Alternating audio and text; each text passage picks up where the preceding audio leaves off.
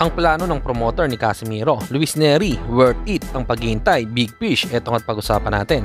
Pero bago ang lahat, subscribe po ng channel ko, huwag niyo na rin kalimutan i-click ang notification bell para lagi kang una sa balita.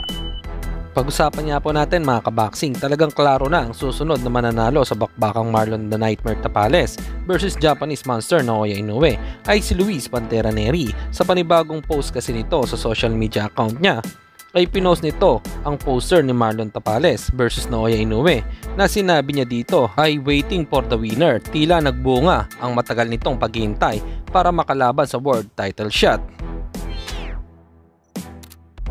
Samantalang naglabas ulit ng balita ang sports analyst at journalist ng GMA7 na si JM Siasat patungkol sa pagkakaroon daw ng malaking interes ang promoter ni Casimiro na si Masayuki Ito kay Carl James Martin. At kasalukuyan daw nag-uusap ang magkabilang kampo para sa formal na verbal offer na naghihintay naman ang Team Wonderboy para sa kontrata na maaaring ibigay ng Treasure Boxing Promotion. Sa post kasi ni JM Siasat, sinabi dito na fresh, new face, wanted. Ibig sabihin kaya nito ay si Martin na ang gagawing mukha ng TBP at hindi na si Casimiro. Ano po ang opinion nyo dito mga kaboxing? Comment lang po kayo sa ibaba.